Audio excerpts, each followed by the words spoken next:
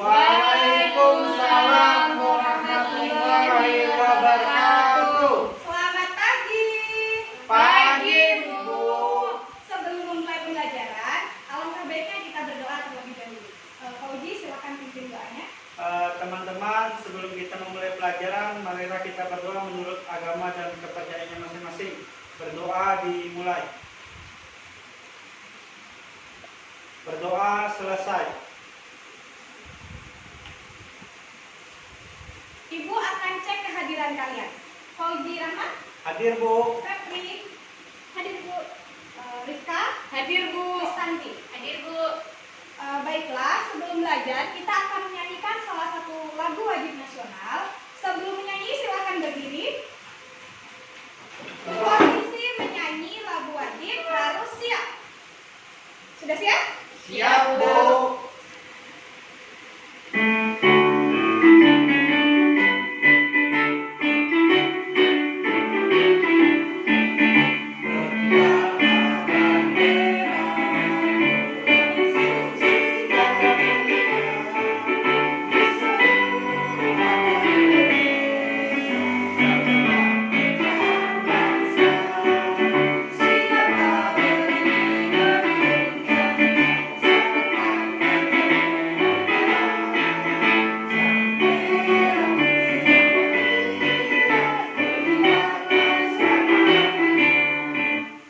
Terima kasih, silakan duduk. Hari ini Ibu akan menampilkan sebuah video. Videonya tentang Tugu Soekarno. Ada yang pernah ke sana? Pernah, Bu. Ada apa di Tugu Soekarno? Ada patung. Ada patung. Terus di belakangnya ada kelihatan jembatannya nggak? Kelihatan. Hari ini akan Ibu tampilkan sebuah video. Silahkan ditonton. Nanti setelah videonya selesai, Ibu akan menanyakan apa isi video dari yang Ibu tampilkan.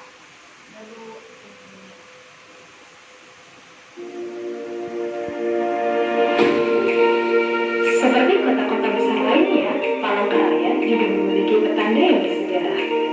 Tak hanya bersejarah bagi kota Palangkaraya, melainkan juga untuk Indonesia.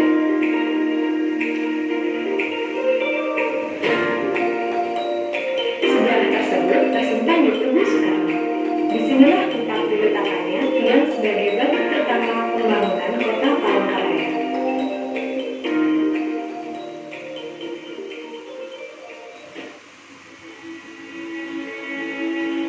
Pada 17 Juli 1957, Presiden Soekarno meletakkan tiang pertama pembangunan kota Palangkaraya, ditandai dengan peresmian monumen atau Tugu Ibu Kota Provinsi Kalimantan Tengah di Bandung.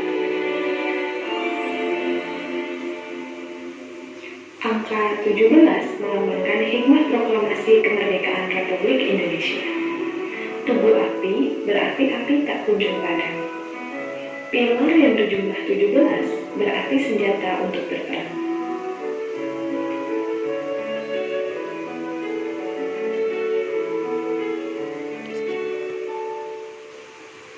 Segi 5 bentuk tugu melambangkan Pancasila.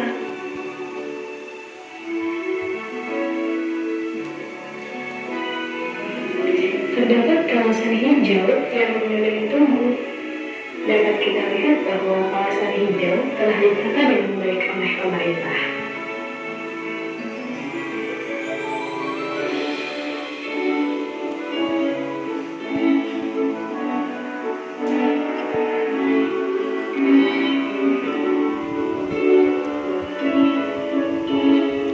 Di belakang tugu, kita juga dapat menikmati pemandangan jembatan yang terkenal di Palangkaraya.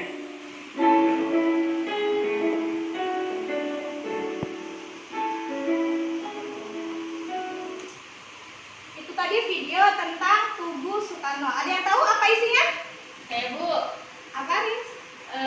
Di Tugu Soekarno itu merupakan peletakan batu pertama kota Palangkaraya, Bu. Ya, benar. Di jalan apa Tugu Soekarno? Esparman. Siapa yang ingin ke sana lagi? Saya, Bu. Saya, Bu. Nanti kalau ke sana lagi lihat di sana ada batu, ada gambar, ada patung Pak Soekarno. Di belakangnya juga indah, ada jembatan-jembatan, ada di sana ada kafe-kafe. Kalian bisa duduk-duduk sambil lihat jembatan yang cantik.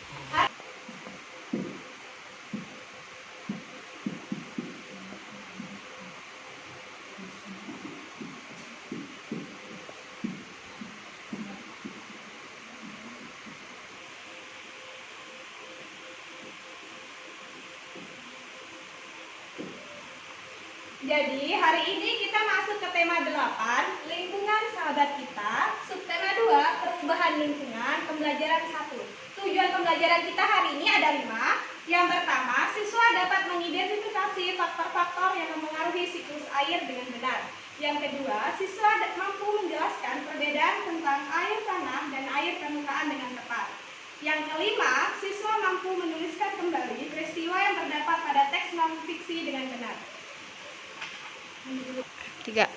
Sebelum masuk pembelajaran, silahkan dilihat gambar yang Ibu tampilkan. Ada 2 gambar. Yang ini pemandangan, yang ini gambar tanah. Apa perbedaannya? Siapa yang tahu? Ada yang tahu perbedaannya?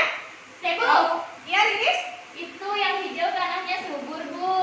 Yang coklat itu tanahnya kering sampai retak-retak gitu, Bu. Iya, jadi kalau tanah kita kering atau tidak ada air hujan, maka tanah akan menjadi retak. Jadi kalau ditanami, tumbuhannya tidak akan hidup.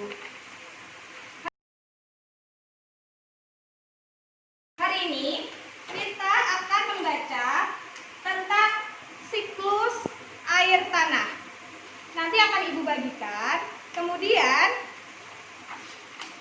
nanti kalian isi. Di sini ada gambar.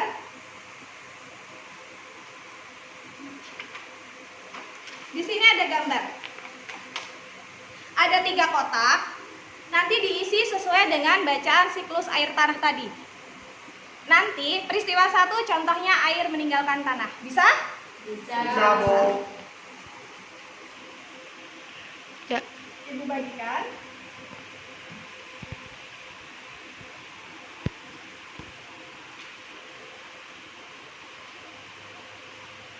Silakan diisi nama dan kelasnya terlebih dahulu. Pinjam pulpen, Bu.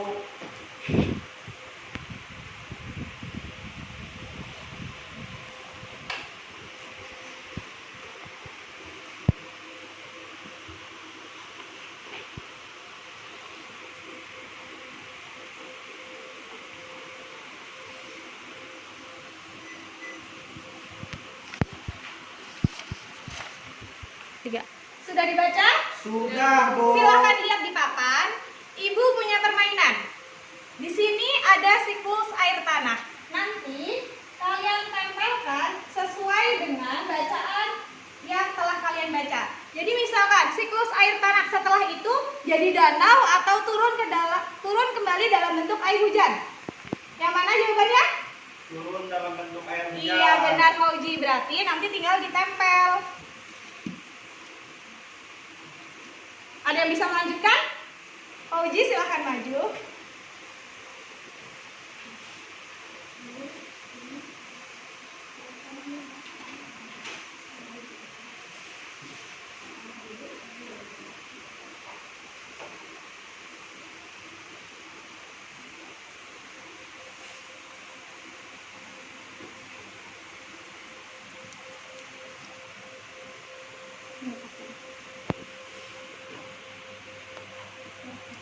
Sudah, Bu.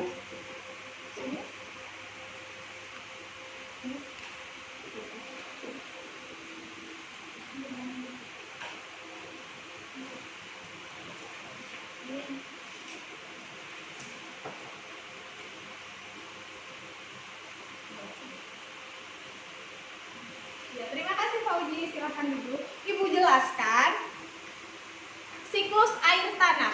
Dia akan turun ke dalam bentuk air hujan. Air hujan terbagi menjadi 3 lagi, masuk ke tanah, masuk ke sungai, dan masuk ke danau.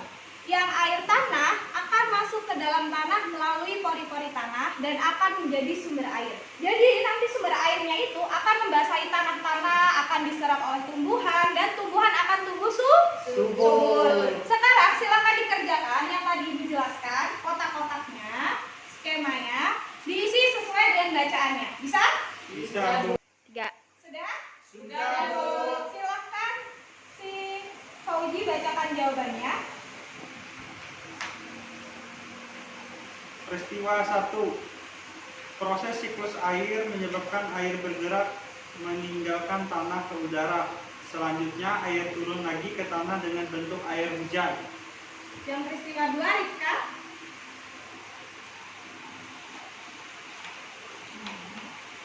Air yang turun ke tanah ada yang masuk dan bergerak ke dalam tanah melalui celah-celah dan pori-pori tanah serta batuan. Air yang masuk ke dalam tanah ini kemudian menjadi air cadangan atau sumber air. Yang ketiga, Ristanti. Air cadangan akan selalu ada apabila daerah peresapan air selalu tersedia. Daerah resapan air terdapat di hutan-hutan, Bu. Ya, itu tadi jawaban yang benar. Peristiwa 1 yang dibacakan Fauji, yang kedua Rifka, dan ketiga Rinis. Ada yang benar semua? Nggak tahu. Nah, Fauji benar berapa? Benar 2. Iya, Bu. Ya, besok belajar lagi ya, biar benar semua. Silakan dikumpulkan ke Ibu.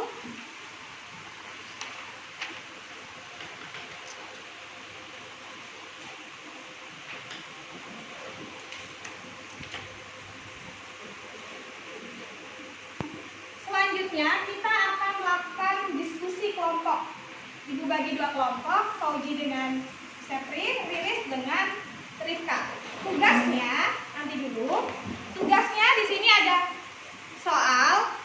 soalnya tentang pengertian siklus air dan faktor-faktor yang mempengaruhi kekurangannya air bersih. Jadi silakan dikerjakan berkelompok, nanti kumpulkan ke Ibu. Bisa?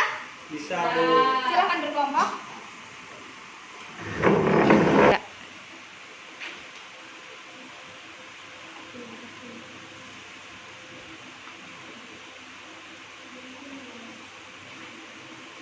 Silahkan diisi.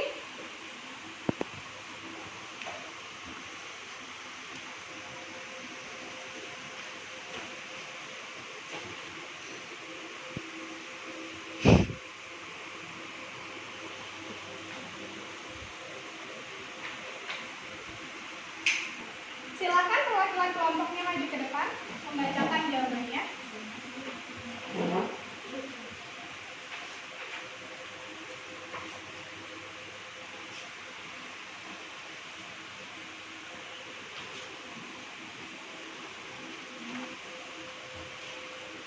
Silakan, Fauji. Perkenalkan, saya Fauji dari kelompok 1, Fauji dan Sepri. Yang pertama, tuliskan proses terjadinya air tanah. Siklus air tanah. Air meninggalkan tanah ke udara melalui pengumpan. Setelah penguapan air turun yang disebut air hujan yang turun ke tanah, sungai dan danau. Air tanah diserap oleh tumbuhan melalui akar jadi sumber air. Yang kedua, tuliskan faktor-faktor yang mempengaruhi berkurangnya ketersediaan air tanah. Yang pertama dari alam, yaitu tanah. Yang kedua manusia, menebang pohon, membakar hutan, dan membangun jalan yang menggunakan aspal atau beton dapat menghalangi meresapnya air hujan ke dalam tanah. Dan yang ketiga, tuliskan kegiatan yang dapat kita lakukan untuk menjamin ketersediaan air tanah. Yang pertama, melakukan reboisasi atau menanami pohon kembali.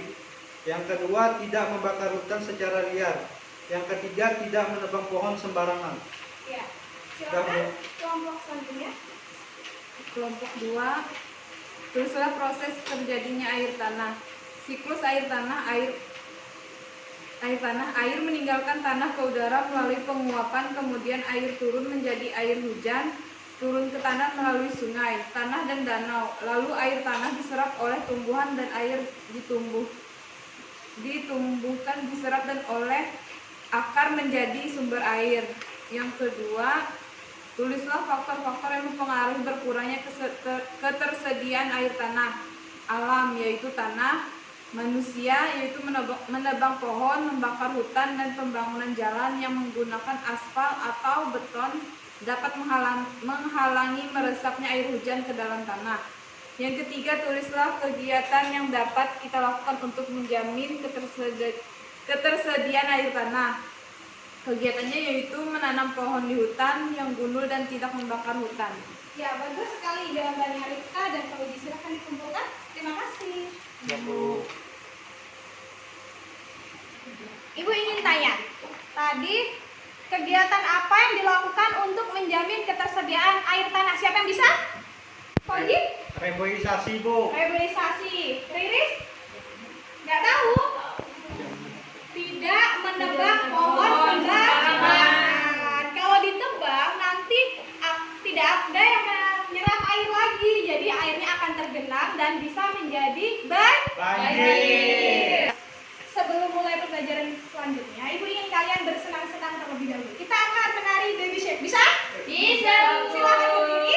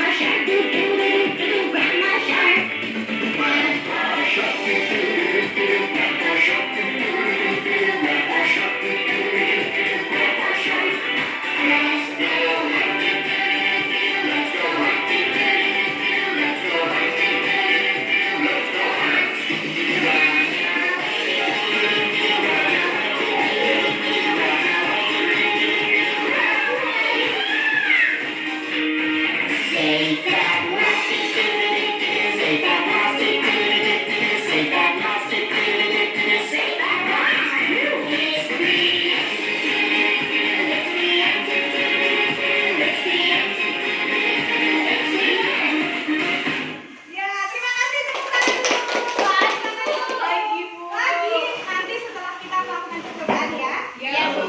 Hari ini kita akan melakukan percobaan tentang air tanah. Ibu akan bagikan LKS-nya.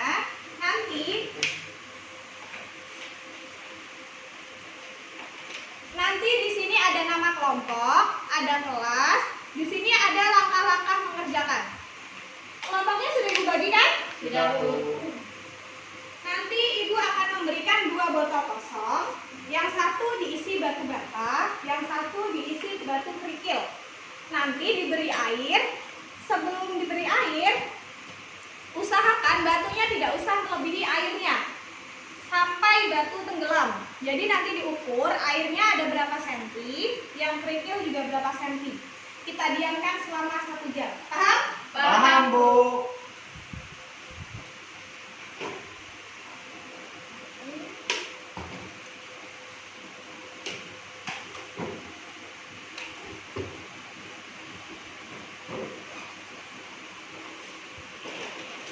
Ya. Ini penggarisnya, nanti diukur. Ini batu kecilnya.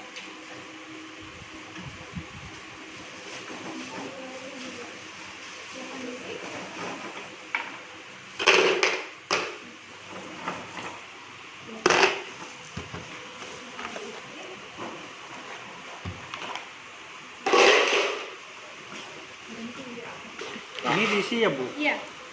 Kemudian diukur.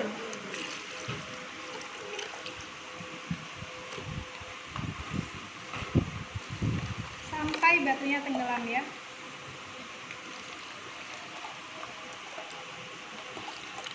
Silakan diukur.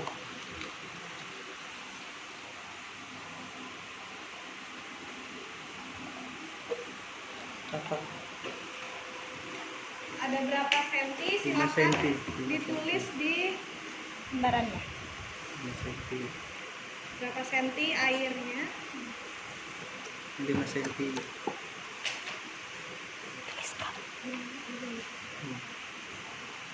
Batu kerikil. Ini 13 senti.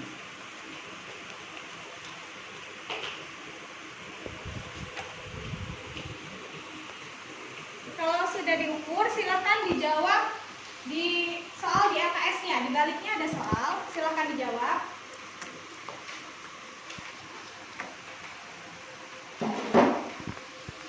Nanti silakan diukur kembali setelah 1 jam. Dilihat perubahannya. Bagaimana perubahan batunya? Ada, Bu. Berkurang nggak airnya? Berkurang, Bu. Berapa senti? Yang batu bata ini berkurang 1 senti. Yang kerikil ini tetap, Bu. Tetap. Ada yang tahu alasannya? Ya. Ada yang tahu alasannya? Ada, Bu. Ada, silakan perwakilan kelompok maju. Bacakan hasil diskusi dari percobaannya. Silakan Sakti duluan. Dari yang nomor 1 dulu. Ya, ya. Ada perbedaan air pertama batu bata adalah 17 cm menjadi 16,5. Yang kedua, airnya diserap oleh batu bata. Airnya tidak menjadi penyerapan oleh batu kerikil. Yang keempat, air yang dapat diserap oleh tanah. Yang kelima, air yang di permukaan tanah dan air yang tidak diserap oleh tanah. Yang selanjutnya, loyang yang menunjukkan terbentuknya air tanah adalah batu bata dan loyang yang terbentuknya air permukaan adalah batu kerikil. Kesimpulannya, bahwa dengan air tanah, air dapat diserap oleh batu bata, sedangkan air permukaan tidak dapat diserap oleh batu kerikil. Dan kita juga lebih mengetahui tentang yang mana bisa diserap dan yang tidak bisa diserap. Batu bata berasal dari tanah sehingga dapat menyerap air. Kita juga lebih tahu dan mengenal tentang siklus air tanah. Ya, silakan selanjutnya.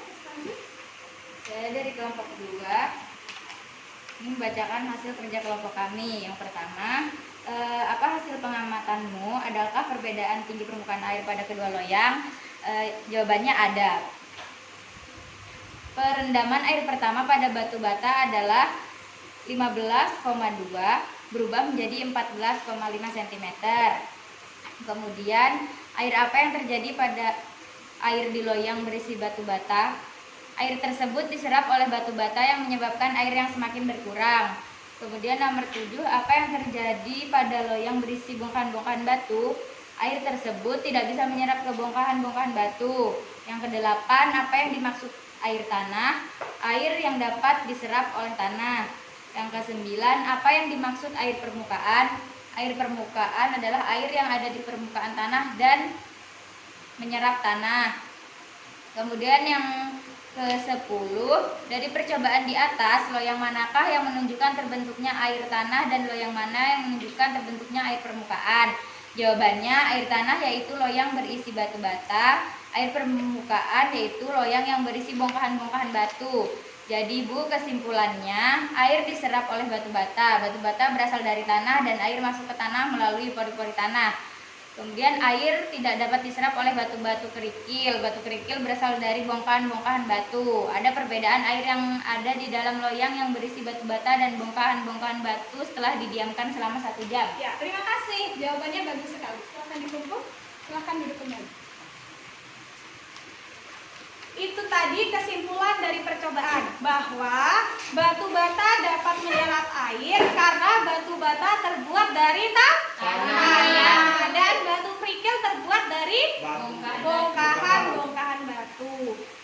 Tadi kan kita sudah belajar tentang siklus air dan teks non fiksi. Sekarang Ibu akan memberikan evaluasi. Silakan diisi nama dan kelasnya. Kemudian jika sudah silakan dikumpul.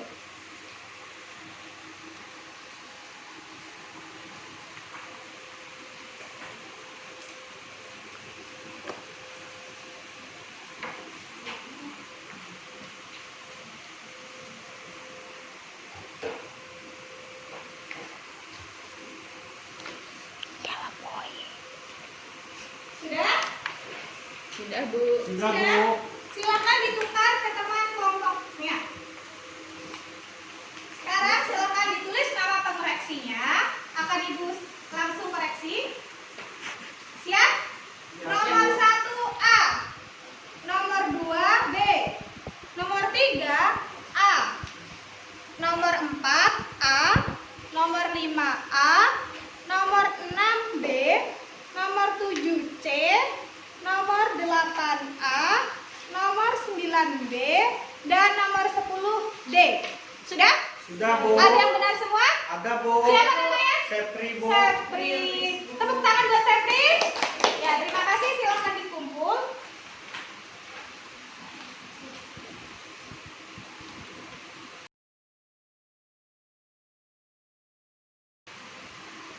pulang, Ibu ingin tanya apa yang kita pelajari hari ini. Siapa yang bisa? Miss Tati bisa? Hari ini kita belajar tentang siklus air. Nah, air yang turun akan ke 3 tempat. Kemana aja, Riris? Ke tanah, ke sungai, ke danau. Yang di tanah akan diserap oleh pori-pori tanah. Kemudian menjadi apa? Sumber air. Nanti di rumah dipelajari lagi karena besoknya akan Ibu tanya tentang siklus air tanah. Bisa? Bisa. Silakan berdiri, kita akan menyanyikan lagu daerah.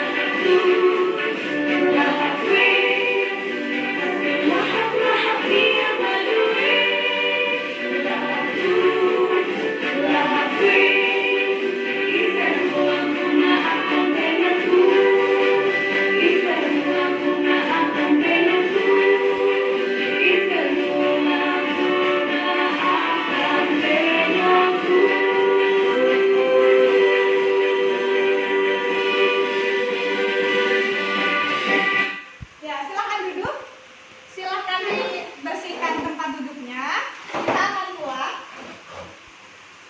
Silakan Paujet pimpin doanya. Teman-teman, sebelum kita pulang, marilah kita berdoa menurut agama dan kepercayaan masing-masing. Mulai.